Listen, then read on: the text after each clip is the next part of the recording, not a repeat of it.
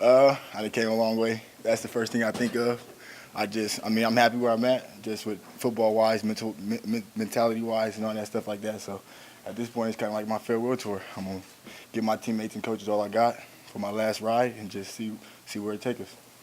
Scott Frost has said the DBs has made one of the biggest jumps as far as like attitude. Like last year was a tough group to work with. You Yeah. thought, and this year it's completely different in the winter. What have you seen?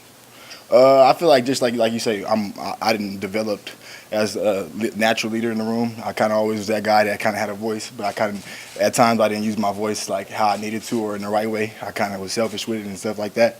So now I kind of feel like I give back more in the fact that I'm as hungry as I am. This being my last season and stuff like that coming up, I mean, I feel like it just rubs off on the people around me. I got a lot of young guys that look up to me, a lot of guys that appreciate what I do, and I feel like once they see me doing it, I mean, I set the standard and they just try to match it, and that's the biggest elevation right there.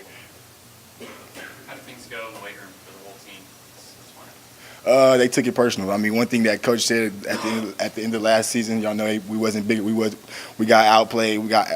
Teams was bigger than us. They were stronger than us. So they made sure that this winter they attacked it. We got DBs in there squatting high 600 pounds. I mean, moving weight. I put 7 plates on my back. I mean, the numbers was crazy. At the end of the winter, I mean, I feel like all the coaches, the players, everybody was happy where they ended up at. And going into spring, everybody was excited to get out there and switch it up a little bit because we've been hitting the weights hard, running hard, working hard, competing. That's what I'm saying. We just improving together as a group. So we're happy where we're at. Yeah, Mark, coaches talk a lot about how the culture is significantly different than it was at the start of the first year. Do you feel that change? Do you see that change? And what is that like? I mean, yeah, I definitely see the change. Infield change is kind of just like now. At first, it's really just like when a new staff come in, they instantly got it's a whole new set of bunch of things. I mean, not just like you can just say culture in general. Culture is kind of the whole everything in a nutshell. So like you say, like when they first came here, they was establishing culture, the little things, doing the right things, not doing this, not doing that. So like now, coming into the second year with the staff and stuff like that, you kind of know what to expect. You kind of know what to do. You've already been around it. You've seen the guys that did wrong. You've seen the guys that did right. So you kind of know what to follow rather than just get caught up in the smoke or get caught up what should I do or stuff like that. Now we kind of know it's only one way to do things, and that's the right way, and to do it to attack everything and do it to the best of our ability.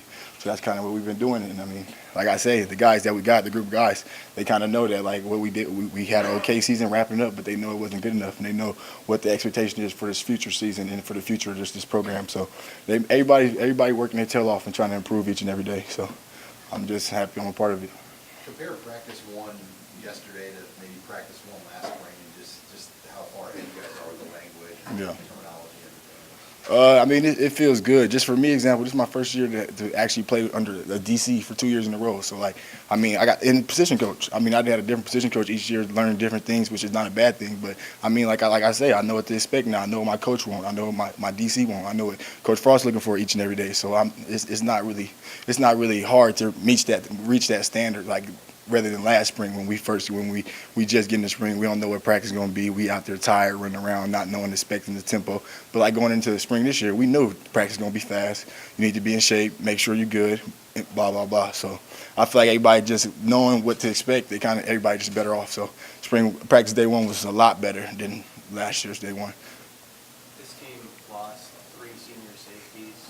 That obviously kind of helped you guys along. What do you see from the guys who are kind of working for jobs at that safety spot?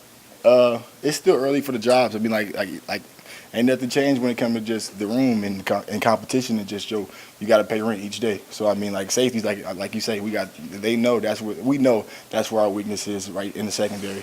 So I mean, but everybody that plays safety, they taking it personal. Like, okay, this is my time. It's my time to step up. So the guys that we got in place to step up, they own it. They watching film, they watching extra film, they taking all the coaching points, and as well as our Coach Fish told me in DCAT, for example, that we need to know the assignments and all the calls like a safety, just in case, because they know everything that's going on. They know that we graduated 3 seniors. They know our safeties got to develop, but we got a lot of time to develop them, so they should be all right when it comes time to play this fall. But for the most part, right now, we kind of all just learn together, helping improve each other. So. Lamar, when you look back at the change the DBs made last year, what's something Coach Fisher did that really resonated or really helped maybe spark that change that stands out? He just woke up the competition.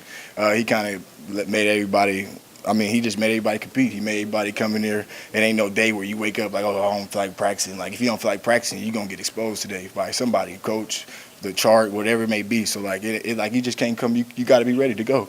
I mean, each and every day, Coach Fisher's one of them dudes. He going to give it to you just how it is. Like, if what you put on film is what you is. Like, I mean, if this is what you is, if this is what you show me pretty much, that, like, if I'm Coach Fisher, like, if I'm showing him a certain way of effort or stuff like that, he going to let it be known. He going to reciprocate the coaching points. Like, okay, you don't want to practice? All right, well, I don't want to coach you. Go sit on the sideline. Like, it's like that. So, like, if you want to be a part of this thing, you're going to have to be a part of this thing. I mean, that's from engaged in all the meetings. Like, honestly, a new rule just from just day one.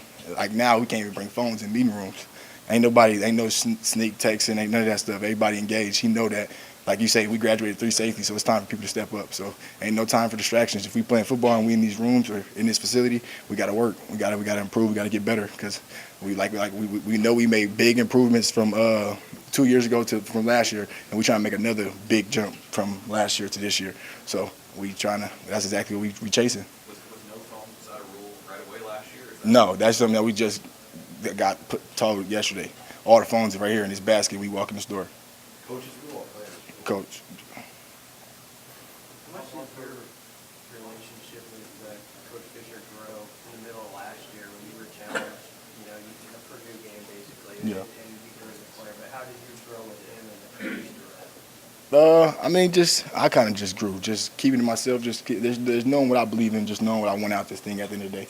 Like I know, like I said, I done been through a lot of coaches. I done been through a lot of. I didn't have to deal with a lot of different personalities. So like it's not like it was nothing new. I mean, of course, it's not no adversity. Like, you don't want adversity, but once you go through it, you got a decision to make. It's either you're gonna let it, it's gonna either fold or you're gonna get through it stronger. And I was always the type of guy to just fight through adversity. I done been through a lot of my life, so it just came natural. I mean, it didn't really take much. It just woke me up. If anything, like, okay, get on your stuff and improve. And I mean, honestly, I respect, like I say, they're my coaches. I respect them for everything they did. And at the end of the day, I feel like we see eye to eye now. And that when it's all said and done, they gonna do what they gonna do what they need to do for me, and I'm gonna do the same for them. I'm gonna give my all every day, and they gonna reward me at the end when it's time.